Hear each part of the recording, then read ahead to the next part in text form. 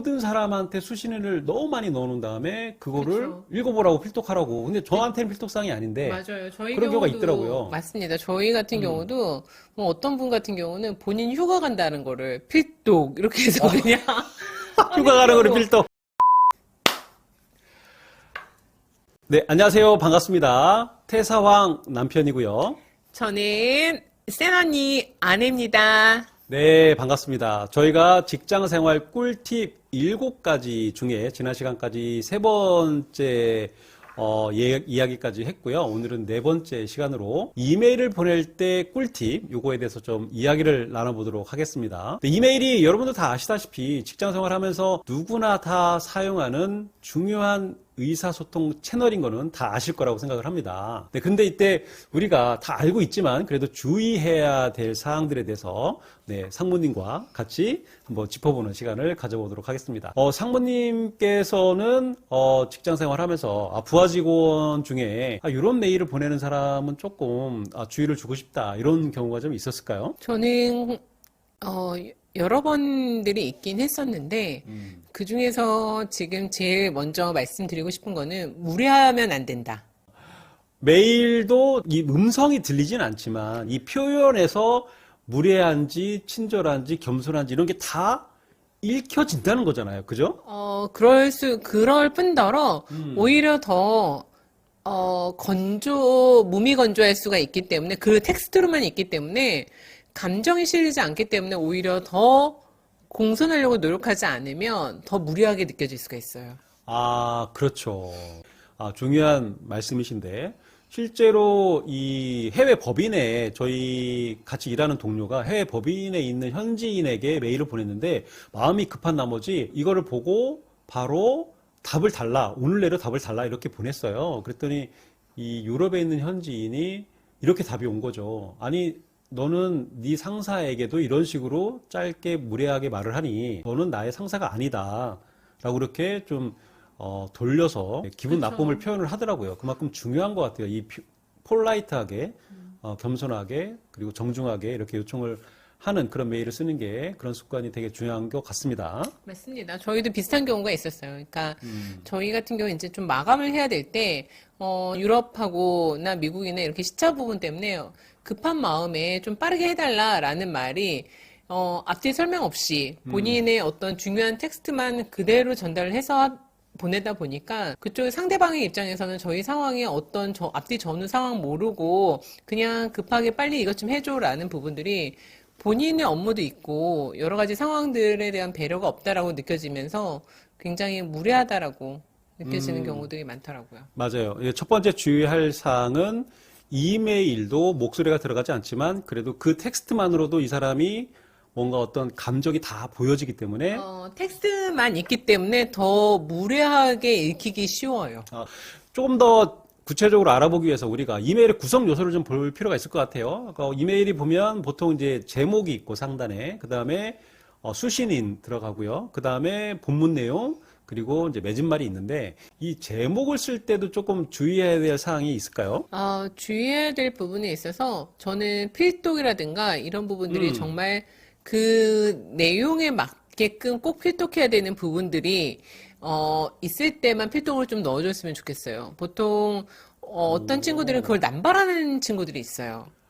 그래요. 저는 남발하지 않는 편이긴 한데 정말 필독이라고 하면 꼭 읽어보게 되거든요. 그쵸. 그리고 뭐 긴급 아니면은 뭐 예를 들어서 뭐 전체 공지라든가 이런 말머리가 있으면 그런 것들은 좀 신뢰를 하고 읽는 편인데 어떨 때는 정말 이게 필독 사항인지 아닌지 정말 나한테 해당되는지 안 되는지 모든 사람한테 수신인을 너무 많이 넣어놓은 다음에 그거를 그쵸. 읽어보라고 필독하라고. 근데 저한테는 필독사항이 아닌데 맞아요. 저희 그런 경우가 경우도 있더라고요. 맞습니다. 저희 같은 경우도 뭐 어떤 분 같은 경우는 본인 휴가 간다는 거를 필독 이렇게 해서 그냥 휴가 가는 거를 필독. 뭐 필독까지 붙진 않았지만 굉장히 중요한 것처럼 해가지고 메일을 쭉 보냈어요. 그래서 사장님 보면은 아니었어요, 사장님? 거의 좀 사장님급으로 보내는 그러니까 사장님인 분이 것처럼 보냈네. 계셔서 정말 이분의 사고 체계는 도대체 어떻게 되는 걸까 이런 생각을 잠깐 했어요. 그러니까 정말 강조하고 싶을 때 이게 정말 필독 사항인지 긴급 사항인지 뭐 예를 들어서 행동이 그 팔로업 사항이 필요한 사항인지를 앞에 맞아요. 꺽쇠로 말머리를 넣어서 하는 경우는 되게 강조하는 측면에서는 도움이 되는데 이건 남발하지는 말고 그러니까 예를 들어서 저희 회사 같은 경우는 좀 이메일을 잘 쓰시는 분 같은 경우는 보면은 이 이메일의 성격이 뭔지를 이렇게 꺽쇠로 들어갈 때 예를 들어서 이건 승인 요청 메일이다 라는 거는 승인 요청 이렇게 있다거나 아니면은 주문서 전송이라든가 뭐 이런 것들을 꺽쇠로 해서 이메일의 타입을 약간 구분해서 주는 경우도 있거든요. 근데 그런 이메일 같은 경우는 굉장히 좋아요. 왜냐면 승인 같은 경우는 내가 오후에 조금 마음의 여유가 있을 때 한 번에 쫙 승인 요청 메일은 한 번에 보고 한 번에 처리하고자 할 때 굉장히 도움이 되거든요. 그렇죠. 그리고 이 수신인을 조금 정말 필요한 수신인만 선정을 해서 보내는 것도 되게 중요한 것 같아요. 너무 남발해서 이게 필요 없는 사람한테까지도 메일이 전부 가게끔 하면 이건 스팸이잖아요, 솔직히.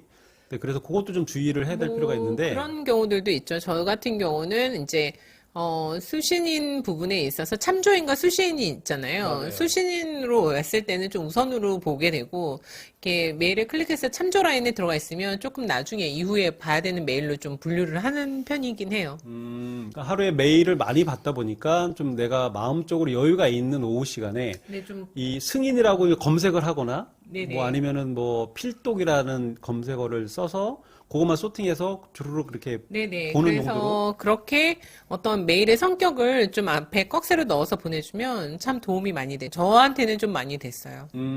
맞습니다. 대신 남발하지 말자. 그리고 수신인과 참조인을 잘 구분을 해서 한번 생각하고 알맞게 정하자. 요거가 이제 두 번째 주의사항이었고요.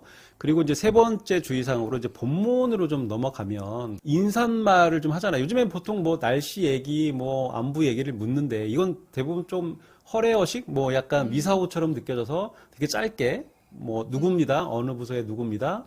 뭐 이렇게 보내고 그런 경우나 아니면 보통, 그러니까 안녕하세요. 저희가 이제 약간 이메일에도 저희가 갖춰야 되는 양식들이 있잖아요.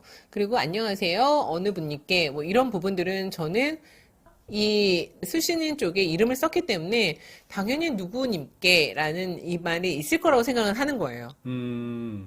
그러다 보니까 바로 본론을 딱 들어가서 내용을 쓰는 경우들이 있거든요. 그런 것들이 막상 이메일을 받았을 때는 자칫 살짝 감정을 상하게 하는 어떤 아하. 갖춰야 되는 부분에 인사말 그리고 어느 분께 뭐 어떤 내용으로 이런 부분들에 대해서 좀 갖춰야 되는 게 아닌가라는 생각이 들죠.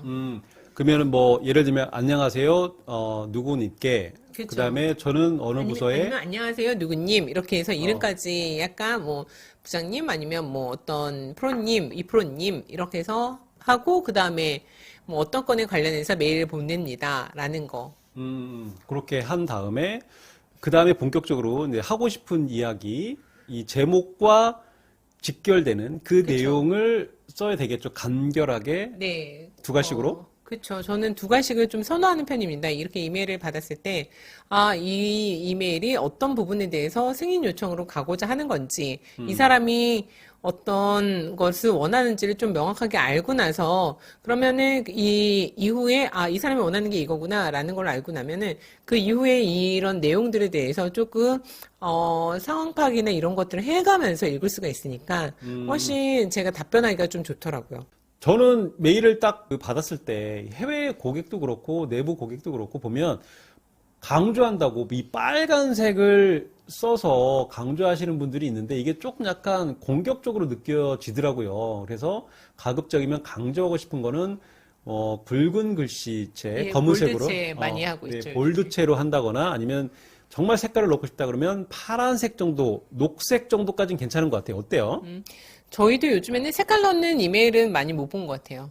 저희도 이제 계속 메일 본사에서나 이렇게 메일을 오는 경우들도 굉장히 많은데 중요한 부분에 대해서는 말씀하신 것처럼 볼드체로 이렇게 조금 굵게 이렇게 해서 하지 빨간색을 쓴다던가 또 밑줄을 친다던가 이런 것들은 최근에는 많이 하진 않는 것 같아요. 그리고 이 색깔도 그렇지만 이 옷 오타가 너무 많은 분들이 또 있어요. 중요하죠. 메일을 한번 쓰고 나서 이 보내시기 전에 한번 본인 스스로 이게 탈고를 한다고 그러거든요. 한번 쭉 한번 읽어보고 문맥상 맞는지 뺄 건 빼고 또 간결하게 그리고 내가 전달하고자 하는 내용들이 정확하게 간결하게 들어가 있는지 한번 그래도 최소한 한 번은 보내기 전에 읽어보면서 오타를 좀 최소화시키는 게 또 중요한 것 같은데 이 오타가 있는 이메일을 보면 좀 어떤가요?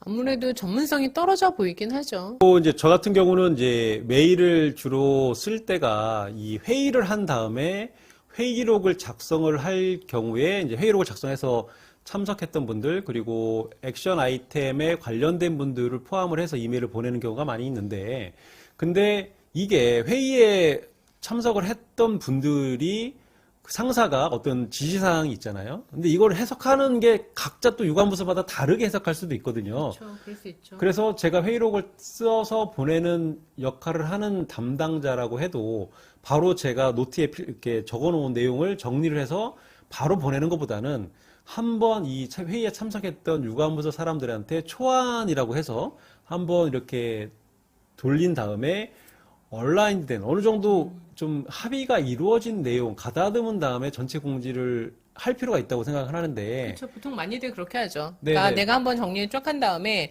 혹시 이 부분에 다른 의견이나 아니면 논의됐던 바와 다른 내용이 있다라면 바로 말씀해 달라. 이런 부분에 대해서는 한 번씩 꼭 점검하고 가시는 게 예를 들어서 전체 공지를 갔는데 나 그런 얘기 한 적 없어. 그렇죠. 그런 이렇게 거 있죠. 되면은 굉장히 당황스럽죠. 그렇죠. 마지막으로 제가 하나 더 말씀드리고 싶은 게 밤에 메일을 쓰신 분들이 좀 감정적이 되잖아요. 좀 뭔가 그쵸. 밤에 한 10시, 11시 야근하면서 쓴 메일들은 보내기 전에 바로 보내지 말고 다음날 아침에 와서 좋은 한번 읽어보고 팁입니다. 네, 읽어보고 다시 한번 이성적인 판단으로 보내시기를 바라겠습니다. 그렇죠. 네네네네. 네, 정말 좋은 말씀이십니다. 네네네. 자, 지금까지 네, 이메일을 작성하는 데 있어서의 꿀팁 여러 가지를 좀 말씀을 드렸는데 다음 시간에는 네, 5번째 시간으로 부정적인 말을 하지 않는 상사가 질문했을 때 부정적으로 말을 하지 않는 꿀팁에 대해서 이야기를 나눠보도록 하겠습니다. 자, 오늘도 긴 영상 시청해주셔서 정말 감사드리고요. 네, 다음에 또 뵙도록 하겠습니다. 안녕. 안녕. 궁금한 게 하루에 이메일 몇 개 받으세요? 보통? 저는 보통 50개, 60개? 50개, 60개. 네, 아, 네. 네네네. 새로운 이메일이, 네네. 알겠습니다. 그 50개, 60개를, 진짜인가? 잘 모르겠네. 세워보지 않아서.